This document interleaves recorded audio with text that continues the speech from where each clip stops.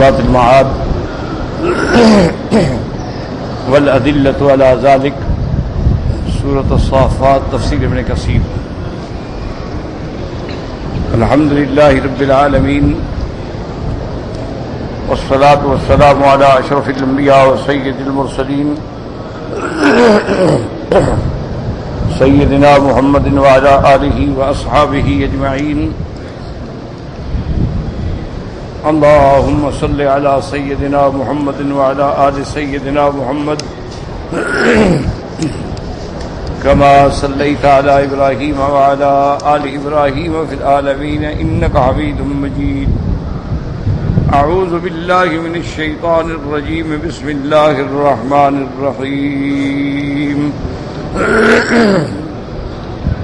وأقبل بعضهم على بعض يتساءلون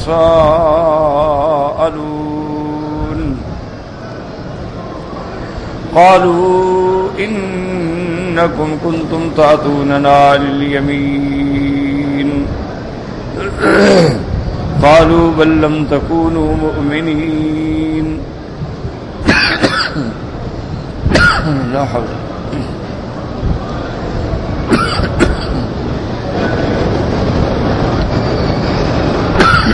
لا حول ولا قوة. وما كان لنا عليكم من سلطان بل كنتم قوما طاغين فحق علينا قول ربنا إنا لذائقون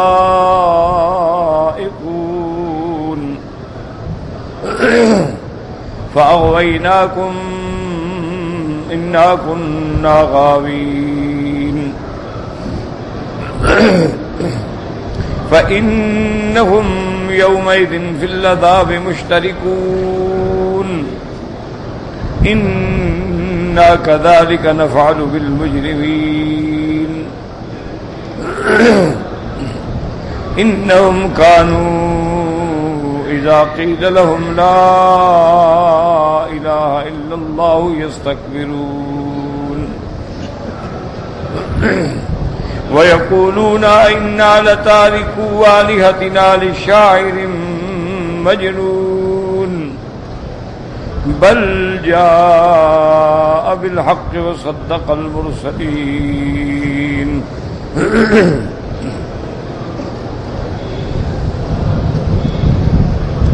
قال المؤلف والمفسر رحمه الله تعالى أدام النفع بعلومه وعلومكم في الدارين آمين إلى أن قال يذكر تعالى أن الكفار يتلاومون في رصات القيامة كما يتخاصمون في دركات النار. اللہ تبارک و تعالی یاد دلاتے ہیں اور بتلاتے ہیں اور فرماتے ہیں کہ کفار جو ہیں قیامت کے میدان میں ایک دوسرے کو ملامت کریں گے اور جب وہ جہنم کے درکات میں پڑے ہوں گے تو ایک دوسرے سے جھگڑا کریں گے. فَيَقُولُ الضُّعَفَاءُ لِلَّذِينَ اسْتَكْبَرُوا إِنَّا كُنَّا لَكُمْ تَبْعًا فَهَلْ أَنْتُمْ مُغْنُونَ عَنَّا نَصِيبًا من النار. جو کمزور تھے وہ ان لوگوں سے جو ان کے بڑے تھے سردار تھے کہیں گے کہ بھی ہم تو تمہارے تابع تھے, تمہاری وجہ سے عذاب میں آئے, کیا آج تم ہمیں کچھ عذاب سے چھٹکارا دلا سکتے ہو؟ قال الذين استكبروا انا كل فيها. اب ان کے بڑے جو ہیں وہ کہیں گے ہم بھی تو جہنم میں پڑے ہیں. فإن اللہ قد حکم بین العباد. اللہ نے فیصلہ کر دیا ہے جس جہنم میں تم ہو اسی میں ہم پڑے ہیں. وَلَوْ تَرَىٰ إِذِ الظَّالِمُونَ مَوْقُوفُونَ عِندَ رَبِّهِمْ يَرْجِعُ بَعْضُهُمْ إِلَىٰ بَعْضٍ الْقَوْلَ يَقُولُ الَّذِينَ اسْتَضْعُفُوا لِلَّذِينَ اسْتَكْبَرُوا لَوْلَا أَنتُمْ لَكُنَّا مُؤْمِنِينَ. اللہ فرماتی ہے کہ جب آپ دیکھیں گے وہ ایک دوسرے کو رد کریں گے اور کمزور جو ہے وہ بڑوں سے کہیں گے کہ تم نہ ہوتے تو ہم ایمان لے آتے, تم نے ہمیں ایمان سے روکا. وقال الذين استكبروا للذين استضعفوا أنحن صددناكم عن الهدى بعد إذ جاءكم بل كنتم مجرمين. اور بڑے جو ہے وہ کہیں گے کیا ہم نے روکا تم کو، تم خود بھی مجرم تھے. وقال الذين استضعفوا للذين استكبروا بل مكر الليل والنهار إذ تأمروننا أن نكفر بالله ونجعل له أندادا وأصروا الندامة لما رأوا العذاب. اب کمزور جو ہے وہ بڑوں سے کہیں گے کہ ہائے کیسا وقت ہے، کیسا دور ہے، تم ہی تو تھے جو ہمیں کفر کا حکم دیتے تھے اور اللہ کے ساتھ شریک بنانے کا کہتے تھے. وَأَصَرُّوا النَّدَامَةَ، اب شرمندگی اور ندامت کو چھپا لیں گے جب دیکھیں گے عذاب. وَجَعَلْنَا الْأَغْلَالَ فِي أَعْنَاقِ الَّذِينَ كَفَرُوا هَلْ يُجْزَوْنَ إِلَّا مَا كَانُوا يَعْمَلُونَ. اور ہم ان کے گلوں میں توق ڈالیں گے جن نے کفر کیا، اور یہ جزا ہے اس کی جو انہوں نے عمل کیا ہے. وَهَكَذَا قَالُوا لَهُمْ هَٰؤُلَاءِ إِنَّكُمْ كُنتُمْ تَأْتُونَنَا عَنِ الْيَمِينِ. وہ کمزور جو ہے وہ بڑوں سے کہیں گے کہ تم نے ہمیں اپنی قوت اور طاقت سے اسلام سے روکا ہے. قال الضحاك عن ابن عباس يقولون كنتم تقهروننا بالقدرة منكم علينا. تم جبر کرتے تھے ہم پہ، تمہیں جو طاقت تھی تمہارے پاس قوت تھی. لأننا كنا أذلاء، ہم لوگ کمزور تھے. وكنتم أعزاء، اور تم لوگ جو تھے وہ بڑے تھے، طاقتور تھے. تم اپنی قوت اور طاقت سے ہمیں اسلام سے روکتے رہے. وقال مجاہد یعنی عن الحق، تم ہمیں حق پر چلنے سے روکتے رہے. والکفار تقوله للشیاطین. وقال قتادہ قالت الانس للجن انکم کنتم تأتوننا للیمین. اب انسان جو ہے وہ جنوں سے کہیں گے کہ تم نے ہمیں اپنی طاقت سے، اپنی شیطانی قوتوں سے اسلام سے روکا. قال من قبل الخير فتنهوننا عنه وتبتغون عنه. جب بھی کوئی خیر کی بات آئی، ایمان کی بات آئی تو تم نے ہمیں روکا اس پہ چلنے سے. وقال سديت اتوننا من قبل الحق وزينون الباطل وصدون عن الحق، کہ جب بھی حق آتا تھا تم باطل کو مزین کر کے ہمیں دکھاتے تھے اور حق کو چھڑاتے تھے. وقال الحسن في قوله تعالى انكم كنتم تأتوننا عن اليمين اي والله ياتيه عند كل خير يريده ويصده عنه، کہ جب کوئی بھلائی کی بات ہوتی تو یہ ان کو روکتے تھے. وقال ابن زید معناه تحولون بيننا وبين الخير وتتمون على الاسلام والايمان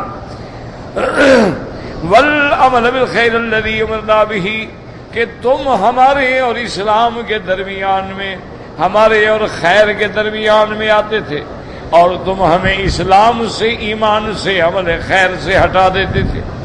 وقال یزید الرشک من قبل لا الہ الا اللہ. وقال خسیف یعنون من قبل میامنہم. وقال اکرم انکم کنتم تاتوننا عن الیمین قال من حیث نعملکم. تو اب مفسر رحمت اللہ علیہ ان آیات میں جو بیان فرما رہے ہیں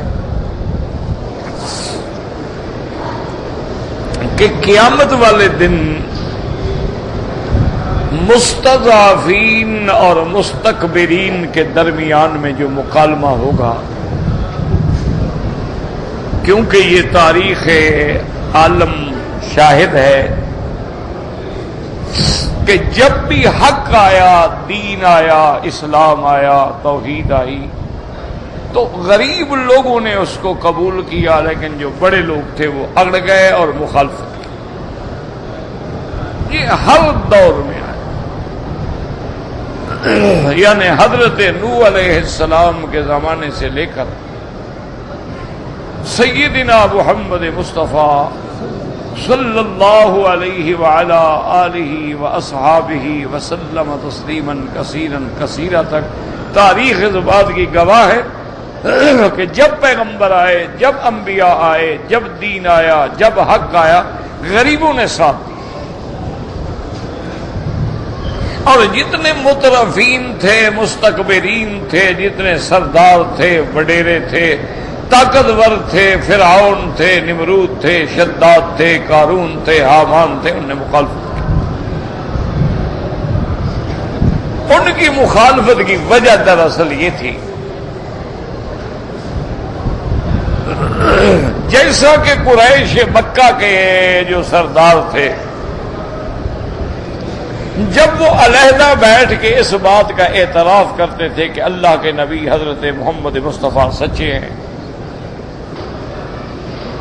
آپ صادق ہیں، امین ہیں، اور آپ کی ولادت سے لے کر 40 سال کی زندگی ہمارے سامنے ہے کہ حضور نے کبھی جھوٹ نہیں بولا، حضور صلی اللہ علیہ وسلم نے کبھی کسی غلط کام میں ہاتھ نہیں ڈالا، ہمیشہ خیر کے کاموں میں حضور صلی اللہ علیہ وسلم نے ہاتھ ڈالا ہے۔ لیکن وہ کہتے تھے مشکل یہ ہے کہ ہم مسلمان ہو جائیں تو پھر ہمیں بھی تو حضرت بلال کے ساتھ بیٹھنا پڑے گا، حضرت خبیب کے ساتھ بیٹھنا پڑے گا، عامر عمار بن یاسر کے ساتھ بیٹھنا پڑے گا، فقیر غریب لوگ جو کل ہمارے ملازم تھے ہم ان کے برابر ہو جائیں۔ یہی بات جو تھی ان کو مانے تھی، جیسا کہ صحیح روایات میں یہ بات موجود ہے کہ ابو جہل نے، جو سب سے بڑا کافر ہے، سب سے بڑا دشمن اسلام ہے، سب سے بڑا دشمن حضرت محمد مصطفیٰ ہے، جس نے حضور صلی اللہ علیہ وسلم کے راستے میں ہر قسم کی مشکلات پیدا کی ہیں، لیکن جب اس سے علیحدہ پوچھا ایک سردار نے، اس نے کہا واللہ انہ لصادق، یہ بات درست ہے کہ اللہ کا نبی محمد مصطفیٰ سچا ہے۔ اس نے کہا کہ تمہارے پاس دلیل کیا؟ یار عجیب بات ہے، ہمارے اندر پیدا ہوئے، ہماری قوم میں، ہمارے قبیلے میں، ہمارے شہر میں، ہمارے سامنے ان کی جوانی گزری ہے، اور اس انسان نے کبھی کسی بندے پہ بھی جھوٹ نہیں بولا ہے، اور ہمارے جب بھی جھگڑے ہوئے تو فیصلے کرنے والے محمد مصطفیٰ ہیں۔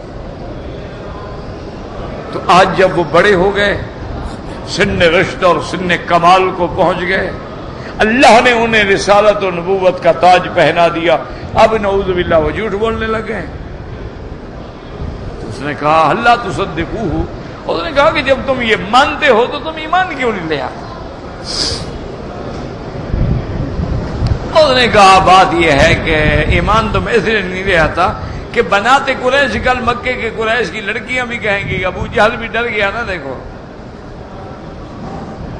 تو یہ انا ہمارے درمیان میں ہے۔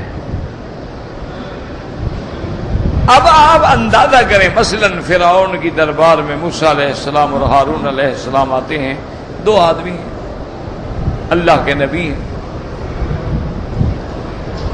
فرعون آخر بادشاہ تھا، اور جس نے اتنی طویل مدت تک بادشاہی کی ہے کہ اس کے پوری نسل میں بادشاہت ہے، ایک فرعون نہیں ہے، کئی فرعون گزرے ہیں۔ یہ تو فرائنہ تھے نا، ان کا لقب تھا، جو آدمی مصر کا بادشاہ بنتا تھا تو فرعون کہلاتا۔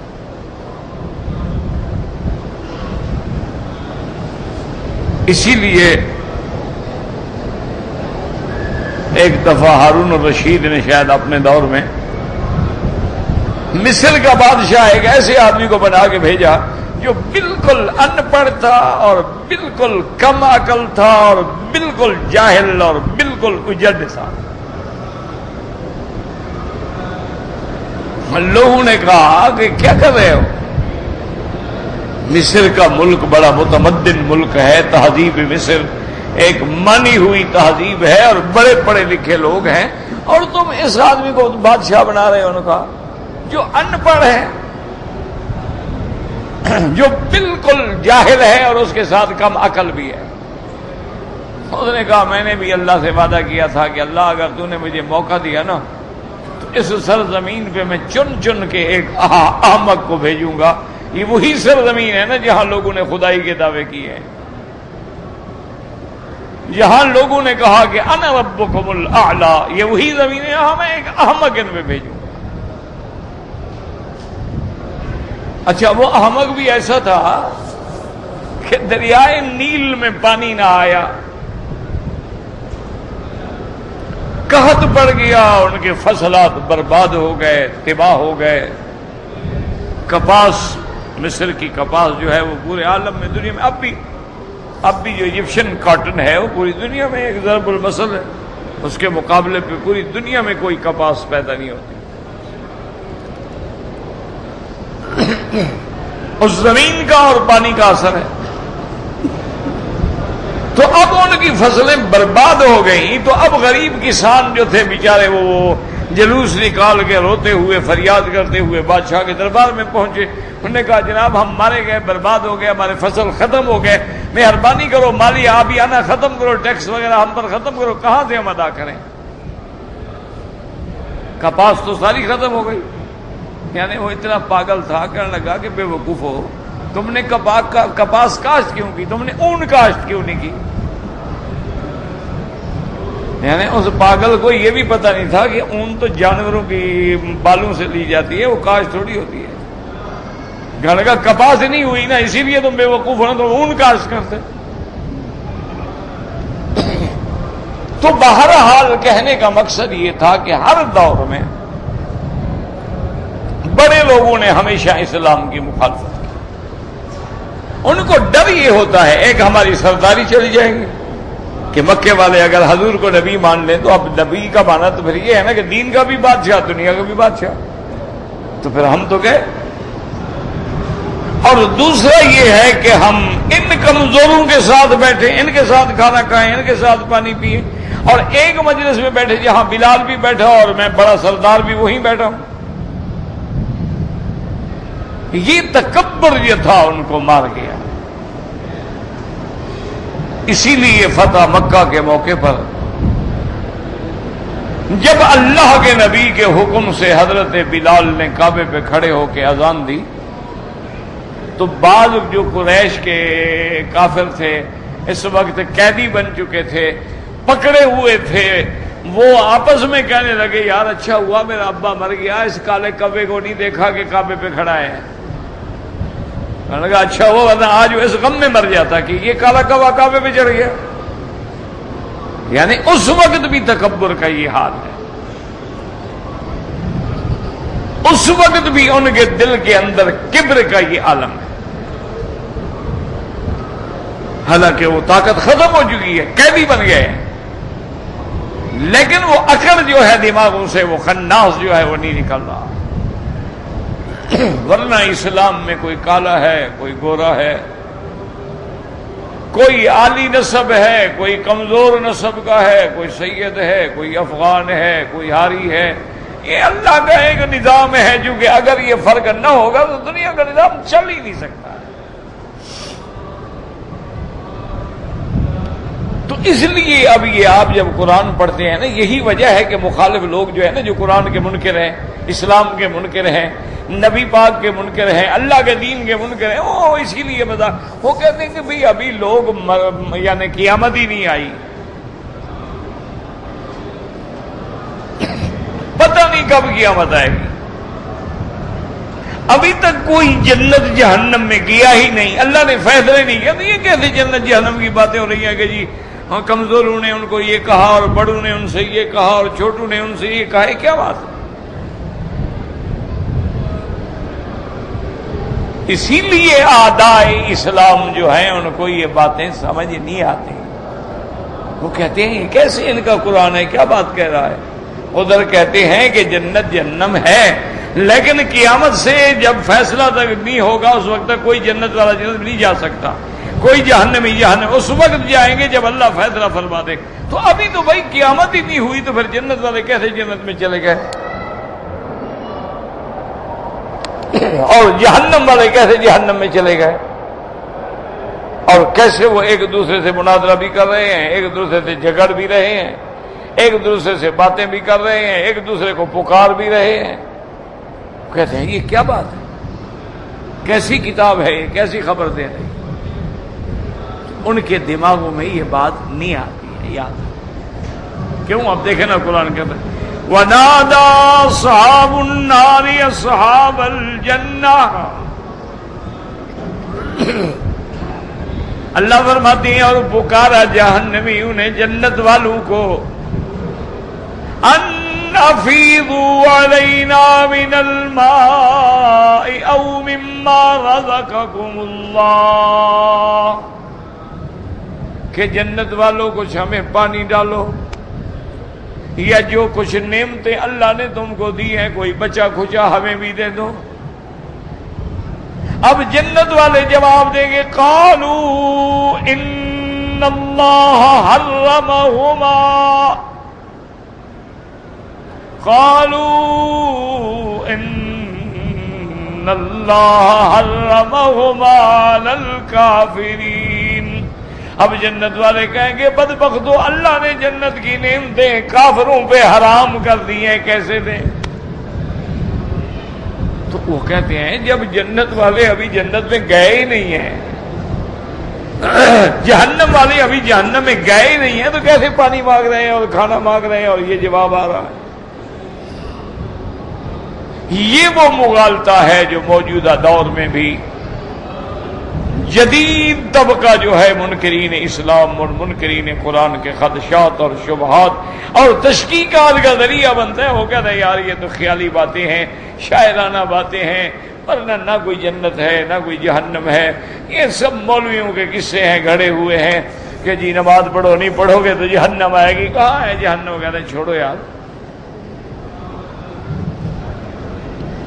پھر وہ مثالیں ڈھونڈتے ہیں، دیکھو جی فلاں آدمی بڑا نمازی تھا، بڑا پرہیزگار تھا، دیکھو انجام کیسا ہوا، چر چر کے مر گیا۔ او یار فلاں بندہ دیکھو نا گناہگار تھا، شرابی تھا، زانی تھا، فاسق تھا، فاجر تھا، دیکھو کیسے مزے کی موت ہوا، پیگ لگا رہا تھا مر گیا، ذرا بھی تکلیف نہیں ہوئی اس کو۔ کہتے ہیں جناب یہ خامخواہ مولویوں کے قصے کہانیاں ہیں ساری، انہوں نے اپنا حلوہ مانڈا بنانے کے لیے ہمیں ڈرا رکھا ہے کہ خبردار یہ کام کرو گے تو جنت، نہیں کرو گے تو جہنم۔ وہ کہتے ہیں نہ جنت ہے نہ جہنم ہے، کچھ بھی نہیں۔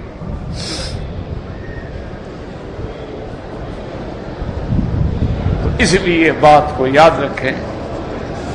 اسی طرح لوگ تقدیر کے مسئلے میں الجھ جاتے ہیں کہ جی جب اللہ نے لکھا ہے کہ یہ چوری کرے گا، چور بھی پکڑا جائے، اس کو بھی مار پڑے، اس کو جا کے نصیحت کرو کہ یار یہ برا کام نہ کیا کرو، کہتے چھوڑو یار اللہ کا لکھا ہوا ہے کیا کریں، میری تقدیر ہے بابا، تیرے مقدر میں یہ لکھا ہوگا، میری تقدیر میں یہ تھا، میں کیا کروں۔ اور اس سے پھر وہ قرآن و حدیث سے دلائل بھی لے آتے ہیں کہ موسیٰ علیہ السلام نے حضرت آدم علیہ السلام سے کہا کہ ابا جان اگر آپ غلطی نہ کرتے، اگر آپ اس درخت کے قریب نہ جاتے، اس درخت کا ثمر نہ کھاتے، نہ آپ جنت سے نکلتے نہ ہم خوار ہوتے، آپ بھی جنت میں رہتے، آپ کی اولادیں بھی مزے سے وہاں رہتی، آپ ہی نے تو ہمیں برباد کیا نا۔ اگر آپ نے اللہ کے حکم کی خلاف ورزی نہ کی ہوتی، اللہ نے حکم دیا تھا کہ درخت کے قریب نہ جاؤ، نہ جاتے، ہمیشہ جنت میں رہتے، جب آپ جنت میں ہوتے تو اولاد بھی جنت میں ہوتی۔ آپ نے ایک حکم کی خلاف ورزی کی اور نتیجہ یہ نکلا کہ آپ دنیا میں آ گئے، آپ بھی اب جناب پریشان ہیں، ہم بھی خراب ہو رہے ہیں۔ حضرت آدم علیہ السلام مسکرائے اور فرمایا اچھا تم موسیٰ ابن عمران نبی ہو؟ انہوں نے کہا ہاں میں موسیٰ ہوں۔ انہوں نے کہا جب تم نبی ہو، اللہ کے پیغمبر ہو، رسول ہو، صاحب تورات کتاب تمہارے اوپر آئی تھی، انہوں نے کہا تورات میں تم نے نہیں پڑھا تھا کہ اللہ نے میرے پیدا ہونے سے 2000 سال پہلے یہ لکھ دیا تھا کہ ایسے آدم ہوگا اور ایسے آئے گا اور جنت میں جائے گا اور درخت چکھے گا پھر اتارا جائے گا، یہ لکھا ہوا تھا؟ انہوں نے کہا ہاں لکھا ہوا تھا۔ انہوں نے کہا پھر میرا کیا قصور؟ حضور نے فرمایا جہاد آدم موسیٰ علیہ السلام نے آدم نے موسیٰ کو چپ کرا دیا، موسیٰ چپ۔ تو وہ یہ دلائل بھی لے آتے ہیں کہ بھئی جب اللہ نے لکھا تھا بھئی اس میں آدم کا کیا قصور؟ جب اللہ نے یہ لکھا تھا کہ آدم سے یہ غلطی ہوگی تو ہونی تھی۔ تو پھر بلا وجہ ہمیں مار کیوں پڑے جی؟ اللہ نے لکھا یہ مولوی بنے گا، یہ سرمایہ دار کا بیٹا عالم بنے گا، یہ عالم کا بیٹا جاہل بنے گا۔ اللہ نے لکھا کہ فرعون کے گھر میں جو بیوی ہوگی وہ مومنہ ہوگی، وہ اتنے بڑے شان والی بیوی ہوگی کہ اس کا قیامت میں نکاح ہوگا حضرت محمد مصطفیٰ سے، اور ہوگی فرعون کی بیوی۔ فرعون کے گھر میں ہے، فرعون کی بیوی ہے۔ فرعون صرف کافر نہیں بلکہ وہ جیسے اردو میں کہتے ہیں نا کٹا کافر۔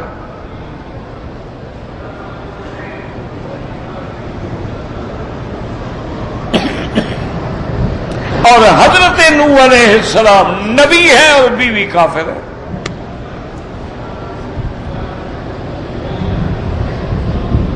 تو اس لیے ہمیشہ یاد رکھو، بات کو سمجھو، تقدیر کا مسئلہ ہو یا یہ جنت جہنم کا ذکر، اللہ کے لکھنے کا مطلب یہ نہیں ہوتا کہ اللہ نے ہمیں جبر کیا ہے۔ اگر اللہ نے ہمیں جبر کیا ہے کافر بننے پر تو پھر تو جہنم کا کوئی مسئلہ ہی نہیں۔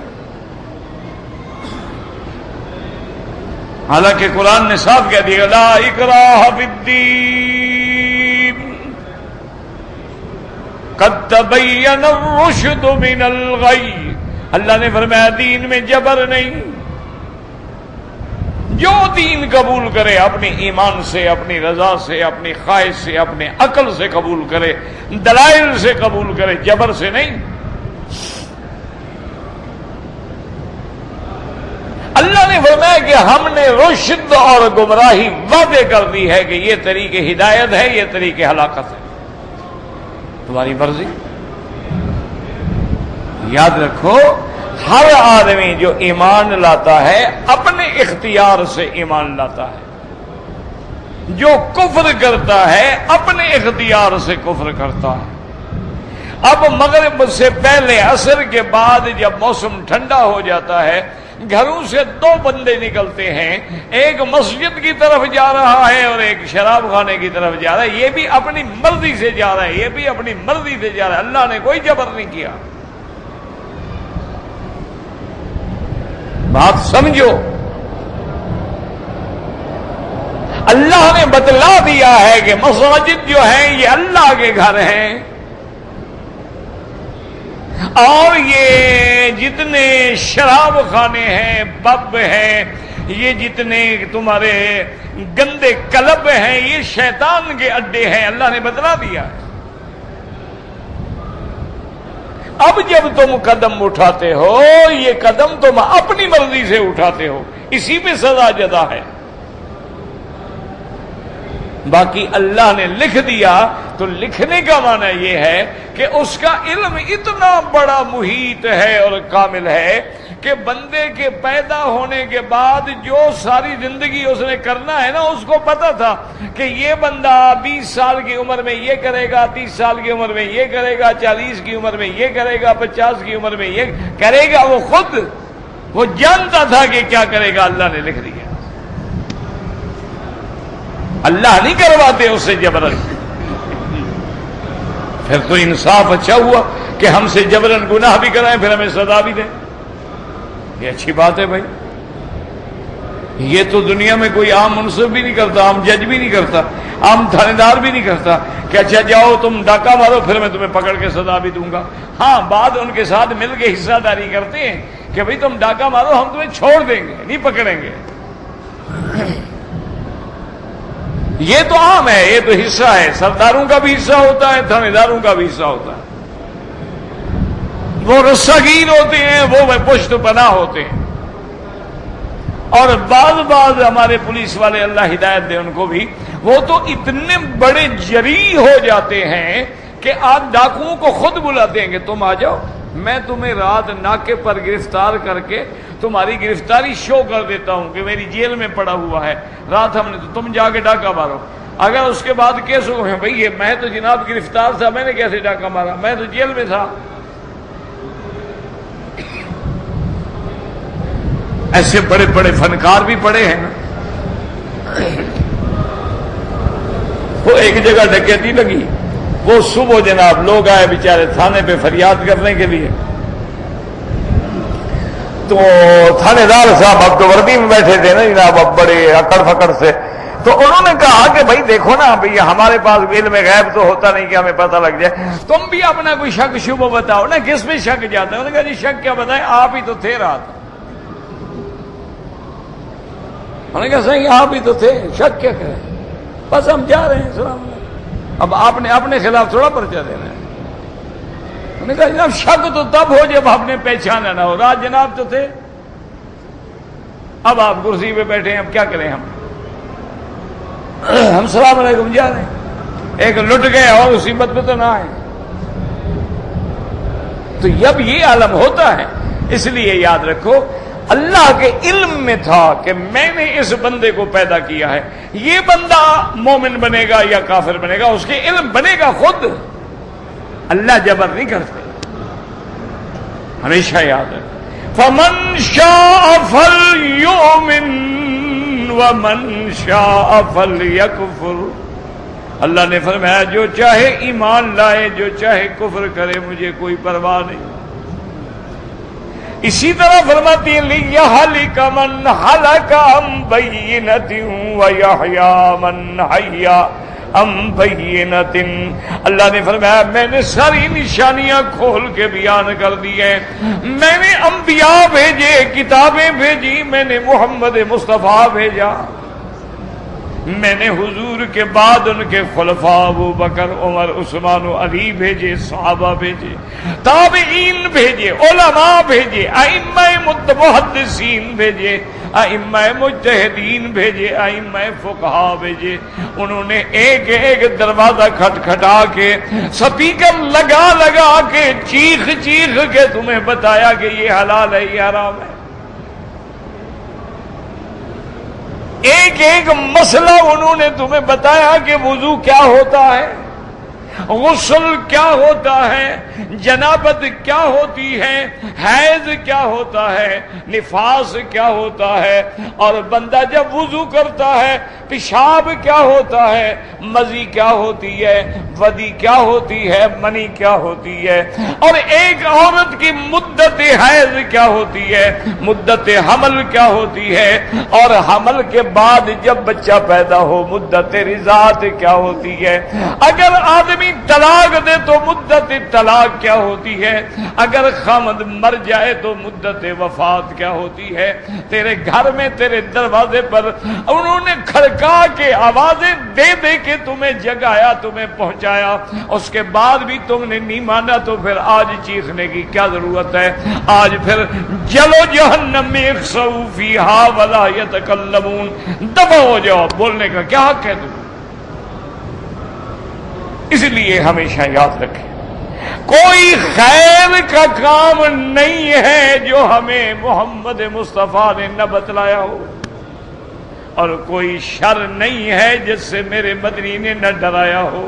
ایمان سے کہیں، آج ایک چھوٹے بچے سے بھی پوچھ لیں، وہ بھی آپ کو بتائے گا کہ زنا حرام ہے، وہ بھی آپ کو بتائے گا کہ ماں ماں ہوتی ہے، بہن بہن ہوتی ہے، وہ بھی آپ کو بتائے گا کہ غیر عورت جو ہے وہ غیر ہوتی ہے. محرم کیا ہوتا ہے، نامحرم کیا ہوتا ہے، محرم کیا ہوتا ہے، احرام کیا ہوتا ہے، عمرہ کیا ہوتا ہے، حج کیا ہوتا ہے، ایک ایک چیز کھول کے تمہیں بتا دی گئی. اب اگر تم نہ کتابیں پڑھو، نہ علماء کے پاس جاؤ، نہ دین سمجھو، پھر عمرے میں غلطیاں کرو تو یہ اسلام کی غلطی ہے. اور جی میری چادریں بھول گئی، میں نے احرام نہیں باندھا، تو یہ اسلام کی غلطی ہے کہ تمہاری چادریں بھول گئی، تمہاری ٹکٹ نہیں بھولی، پاسپورٹ نہیں بھولا، تمہیں ایئر ہوسٹس کے ہاتھوں سے کھانا کھانا نہیں بھولا، تمہیں بھولی چادریں گئیں، بھولی نیت کرنا گیا تمہیں. کہا اب اب کوئی کہے کہ جناب ہمیں بتائیے، بالکل اس لیے یاد رکھو، اب جنت اور جہنم کا جو نمونہ ہے وہ اللہ جانتے ہیں کہ جب قیامت قائم ہو جائے گی اور سارے بندے میدان میں آ جائیں گے تو اس وقت کیا حال ہوگا،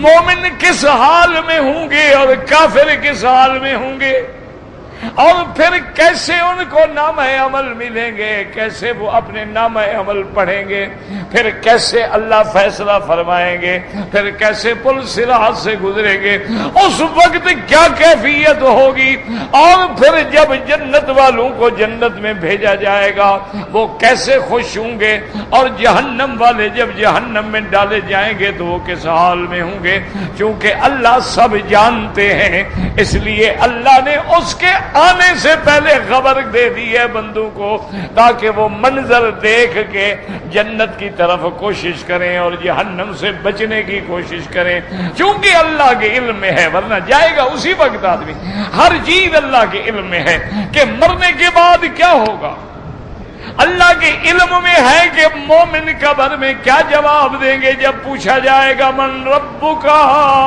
میرے مدی نے فرمایا مومن کہے گا ربی اللہ، اور پوچھا جائے گا ما دینک، تیرا دین کیا تھا، کہے گا دینی الاسلام، اور پوچھا جائے گا ما تقول فی حق ھذا الرجل الذی بعث فیکم، اور جس کو اللہ نے نبی بنا کے بھیجا تھا اس کے بارے میں تیرا کیا عقیدہ ہے، مسلمان ہوگا تو کہے گا محمد الرسول اللہ، اس لیے میرے مدنی نے فرمایا کہ جب مردے کو قبر میں دفن کر لو، فرمایا فاسألوا له التثبیت، اب اپنے بھائی کے لیے اللہ سے دعا کرو کہ اللہ اس کو سوال و جواب میں ثابت قدم رکھے اور کامیاب کر دے، اور کافر کیا کہے گا جب پوچھیں گے من ربو کا، کہے گا ہاں ہاں لا ادری، کون ہے تیرا رب، کہے گا ہائے مجھے پتہ نہیں، کیوں، کبھی میں نے درختوں کو سجدے کیے، کبھی میں نے قبروں کو سجدے کیے، کبھی میں نے زندوں کو سجدے کیے، کبھی میں نے مردوں کو سجدے کیا، اب کس کو پکاروں، ہاں ہاں لا ادری، تیرا دین کیا تھا، ہاں ہاں لا ادری، میں تو اپنی مرضی پہ چلنے والا تھا، مرضی آئی تو شراب پی لیا، مرضی آئی تو گناہ کر لیا، مرضی آئی تو یہ کر لیا، تو اس لیے میں کیا بتا سکتا ہوں، نبی کے بارے میں کیا کہے گا ہاں ہاں لا ادری، مجھے کوئی پتہ نہیں محمد مصطفیٰ کا کیا مقام ہے، تو اس لیے یاد رکھو اللہ نے جو بیان کیا ہے اللہ جانتے ہیں، علم کامل ہے، علم محیط ہے، ان اللہ قد احاط بكل شیء علما، اس لیے گھبرا نہ جایا کریں کہ بھئی ابھی تو کوئی جنت میں ہے ہی نہیں، پھر جنت کی کیا بات ہو رہی ہے، ابھی تو کوئی جہنم میں ہے ہی نہیں، جہنم کی کیا بات ہو رہی ہے، اللہ نے پہلے بیان کر دی ہے، اس لیے کہ حدیثوں میں آتا ہے کہ ملائکہ کو جب جناب اللہ کے کتاب محفوظ میں سے ام الکتاب میں سے وہ کشف ملتی ہے، چارج شیٹ ملتی ہے، اور نیچے کے فرشتے اعمال بنی آدم کو لکھ کے لے آتے ہیں، تقابل کرتے ہیں، اور فرشتے کہتے ہیں سبحانک، پاک ہے تیری ذات، ایک دوسرے کو فرشتے کہتے ہیں دیکھو جو تم نے لکھا ہے کہ اس بندے نے یہ عمل کیا ہے، یہ لوح محفوظ میں اللہ نے پہلے لکھ دیا تھا، دیکھو اس کا علم، ورنہ یاد رکھو بندہ خود کرتا ہے اور اسی پہ سزا ملتی ہے، ورنہ اگر خود نہ کرے پھر سزا کا کیا مطلب، ہاں ایک بات یاد رکھو کہ اس کا یعنی یوں سمجھ لو کہ اب ایک قدم بندہ اٹھائے نا اس کے اختیار میں ہے، دوسرا ایک بندے کو کھڑا کر دو، اس کو کہو بھی ایک پاؤں اٹھاؤ، اٹھا لے گا، کہو دوسرا اٹھاؤ تو اب وہ نہیں اٹھا سکتا، تو اس لیے خدا آخر میں کہہ دیتے ہیں کہ بھئی میں نے تمہیں اختیار دیا ہے لیکن تم سب کے اختیار بھی پھر میرے تابع ہے، میں چاہوں تو بدل دوں، میں جو چاہوں کروں، وما تشاءون الا ان یشاء اللہ، اور اللہ سے دعا کریں کہ اللہ ہمارے آخری ایام جو ہے خیر کے ساتھ گزار، اللہم اجعل خیر ایامنا آخرہا، اللہم ارزقنا حسن الختام، یا الہ العالمین آخری ایام میں رسوا نہ کرنا، یا اللہ ہمیں خاتمہ خیر نصیب فرمانا، اور جب موت کی گھڑی آئے زبان پہ زبردستی اپنی قدرت سے جاری فرما دینا لا الہ الا اللہ محمد الرسول اللہ۔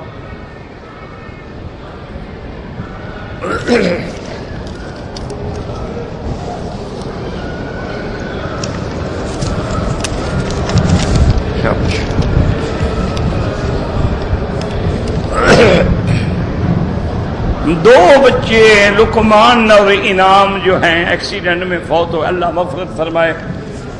بھائی ہو تو بہرحال موت اچانک جو آتی ہے نا، ان کو بھی اللہ بڑے اونچے درجات عطا فرماتے ہیں، پسماندگان کو اللہ صبر جمیل عطا فرمائے۔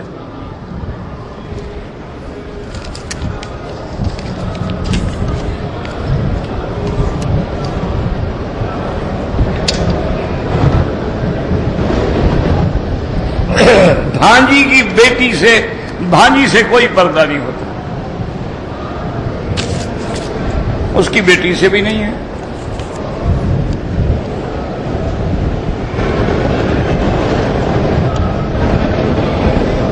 کہتے ہیں جی کہ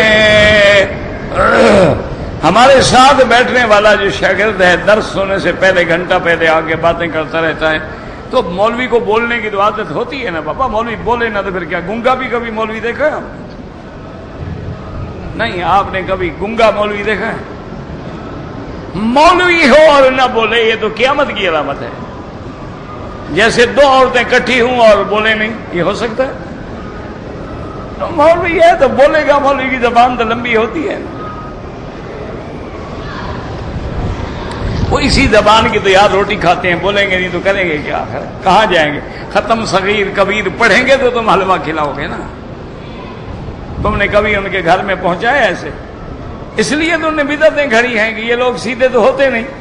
انہوں نے کہا ان کو بھی ٹھیک کرو، تیسرے دن کل شریف کرواؤ، 7 جمعراتیں کرواؤ، پھر 40واں کراؤ، اتنے میں محلے کا کوئی اور مر جائے گا۔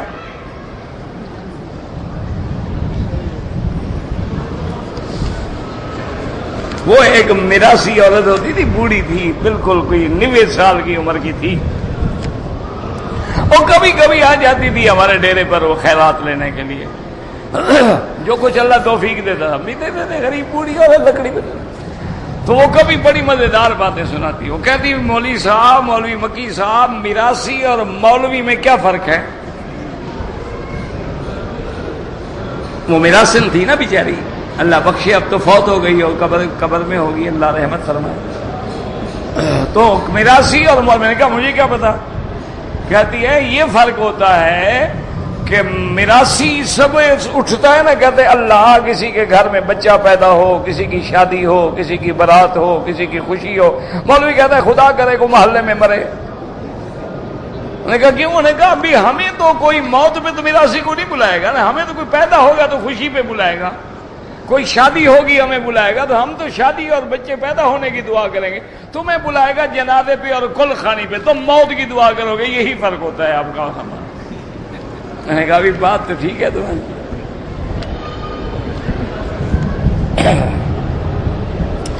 مکہ شریف آنے کے بعد جتنے دن اللہ مکے میں نصیب کرے طواف زیادہ کرو، سب سے افضل عبادت جو ہے وہ طواف، حتیٰ کہ طواف عمرے سے بھی افضل ہے جو مکے میں رہ کے کیا جاتا ہے۔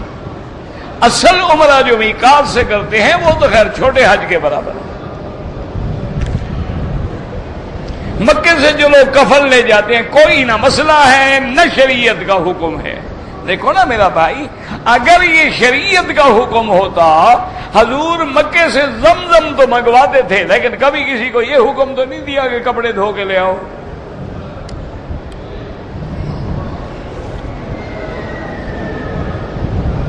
اگر ہم پیسے لے کر ادھار کو لے کے عمرہ کریں، اللہ قبول کرے، پھر ادھار ادا بھی کرنا۔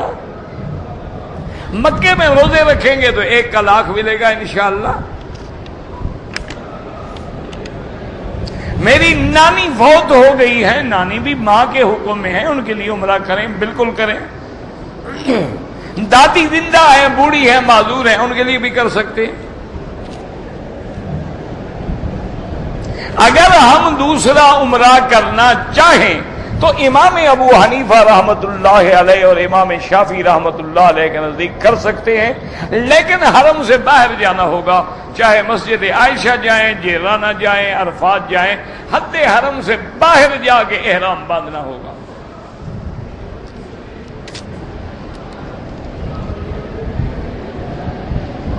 دو نفل پڑھ کے کسی کے لیے دعا کر دینا۔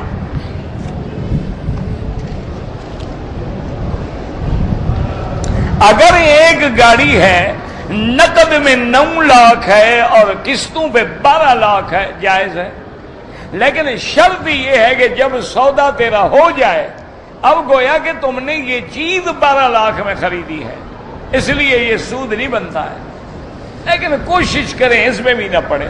بعض علماء اس سے بھی منع کرتے ہیں۔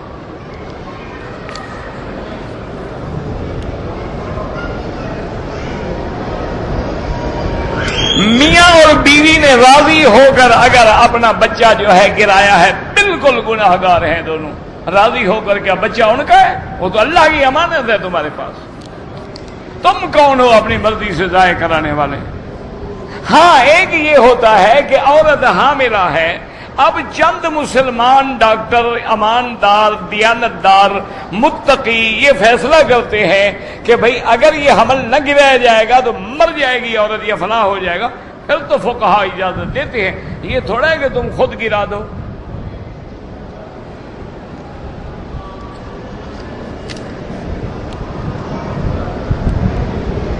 بڑا بھائی کے بیٹے نے اپنے چاچے کے ساتھ دودھ پیا ہے۔ بہرحال یہ ایک موٹی بات یاد رکھو، جس لڑکے نے جس عورت کا دودھ پیا ہے وہ اس کی ماں ہو گئی، اس کی ساری اولاد پہلے ہے یا بعد میں اس کے بھائی بہن ہیں، ان کا نکاح نہیں ہو سکتا۔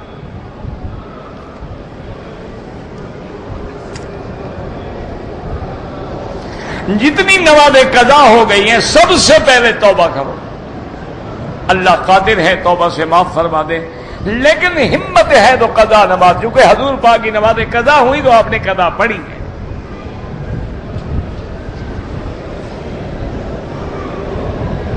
اگر عصر کے بعد میں نے 2-3 طواف لگاتار کر لیے، بعد میں 2 رکعت پڑھ لوں، بالکل جائز ہے۔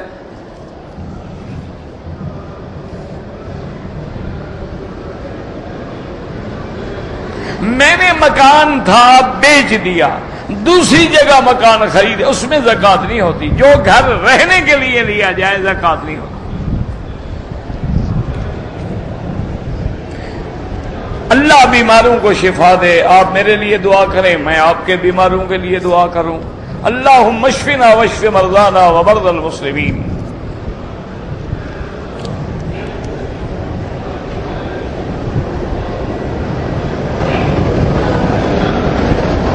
ایک آدمی چوری کے لیے گیا، گھر والے جاگ گئے، انہوں نے اس کو مار دیا، گھر والوں پہ گناہ نہیں ہے، باقی جو مر گیا اس کا جنازہ تو ہوگا، گناہ گار ہے، کافر تو نہیں ہو گیا نا، چور ہے کافر تو نہیں، جنازہ کیوں نہیں ہوگا؟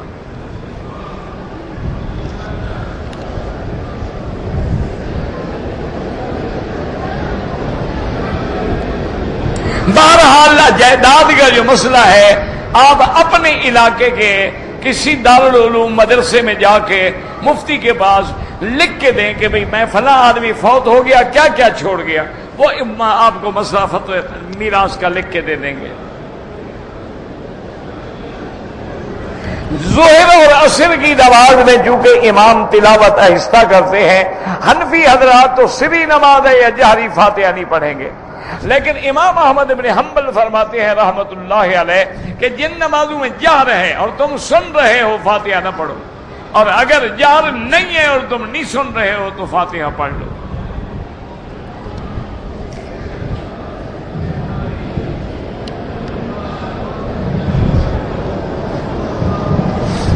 کہتے ہیں جی کہ میری کتابوں کے اسکول کے کتابوں کی دکان ہے،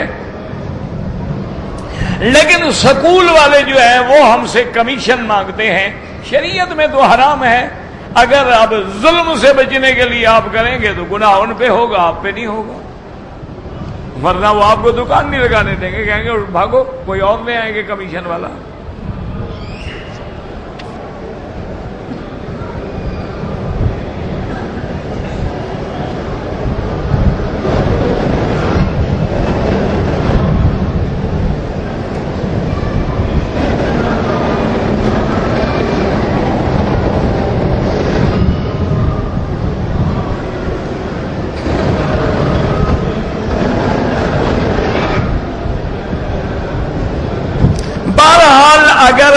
کی ہاؤس جاب ہے اور آپ کو انہوں نے تنخواہ آپ کی منظور کر لی ہے اور اس کے ساتھ آپ کو 20 دن کی تنخواہ بھی دے رہے ہیں چھٹی میں، کوئی آپ لے سکتے ہیں، کوئی بات نہیں،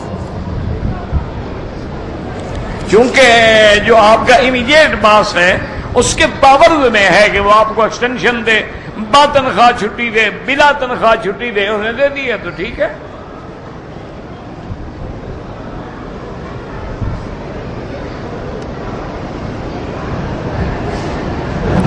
میرے چچا کا پوتا ہے، چچا کا پوتا جو ہے، اب تمہاری ماں کا کیا بنتا ہے؟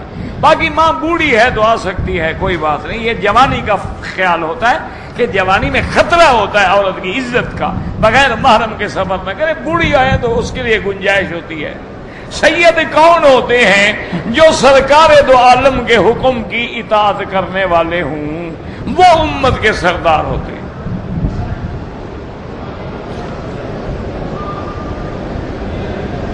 دعا کرتے وقت کسی کا واسطہ وسیلہ نہ دیا کریں، براہ راست اللہ سے دعا مانگیں۔ سب سے بڑی دعا جو حضور نے کعبۃ اللہ میں مانگی ہے، ربنا آتنا فی الدنیا حسنۃ وفی الآخرۃ حسنۃ فقنا عذاب النار، اللہم انی اسألک العفو والعافیہ، یہ دعائیں مانگی ہیں۔ تو اگر ہوتا تو حضور اپنے ابا، دادا آدم، حضرت ابراہیم، حضرت نوح، کسی کا واسطہ دیتے تاکہ امت کو سمجھ آ جائے۔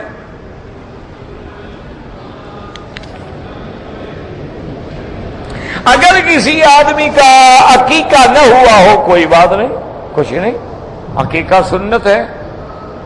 یعنی ان لوگوں کو دیکھو، عجیب بات ہے، ہماری قوم بھی بڑی عجیب ہے، یعنی جو پیدا ہونے کے 7ویں دن عقیقہ کرنا تھا اس سنت کا بڑا فکر ہے، اور نبی کی سنت میں روز اس طرح پھرواتا ہے۔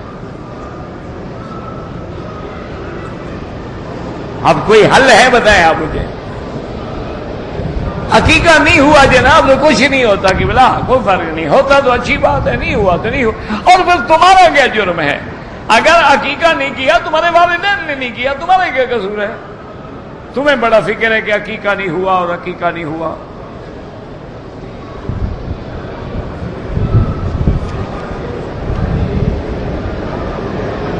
میں پاکستان سے آیا ہوں، میری بچپن میں آپس میں ایک منگیتر ہے، اس سے آپ جناب نہیں مل سکتے، منگیتر سے ملنا حرام ہے جب تک نکاح نہ ہو۔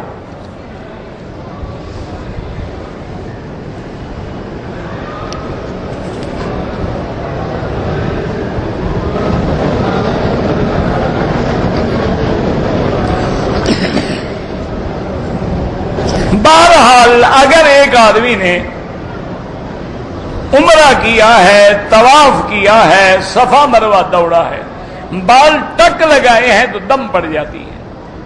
اگر بال پھر خیال آیا، پھر اس نے اس طرح پھروا دیا، ٹھیک ہو گیا۔ بالوں پہ اس طرح پھروائیں، اور اگر بال بڑے ہیں، مثلا اتنے بڑے بال ہیں، تو چوتھا حصہ سارے بالوں کا کٹے، یہ نہیں کہ ادھر سے ٹک لگاؤ یا ادھر سے۔ یہ تو امام شافعی رحمت اللہ علیہ کے نزدیک ایک گنجائش ہے، وہ کہتے ہیں کہ اگر 3 بال بھی کاٹ لے تو دم نہیں پڑے گا، مقصرین میں آ گیا ہے، لیکن وہ بھی نہیں کہتے کہ ایسا کرو، وہ کہتے ہیں اس طرح پھرواؤ، کیونکہ حضور پاک نے اس طرح پھروایا ہے۔ لیکن وہ کہتے ہیں کہ اگر کسی آدمی نے 3 بال بھی کٹوا لیے تو مقصرین میں تو آ گیا نا، بال کٹوانے والوں میں تو آ گیا نا، لہذا دم نہیں ہوگی۔ لیکن افضل یہ ہے کہ آپ سارے سر پہ اس طرح پھروائیں۔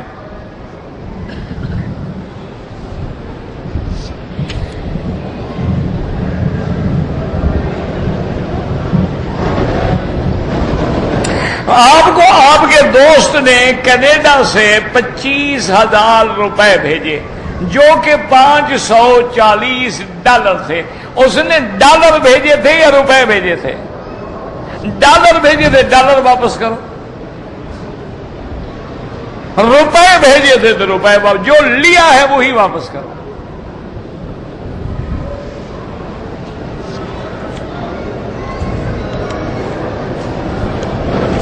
اللہ جسے چاہے ہدایت دے، ہاں بالکل، یعنی اس کے اختیار میں ہے۔ لیکن تمہیں بھی اختیار دیا ہے.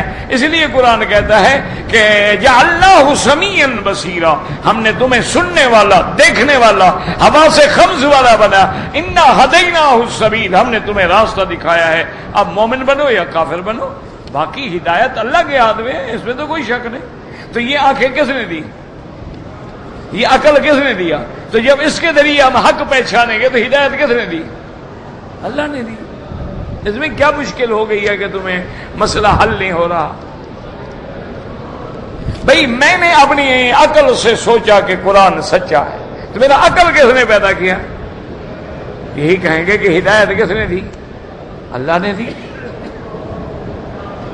ایک طواف دو بندوں کے نام سے نہیں ہو سکتا. اگر ایک آدمی معذور ہے، چل نہیں سکتا، مریض ہے، اس کے لیے عمرہ کریں، بالکل کر سکتے ہیں.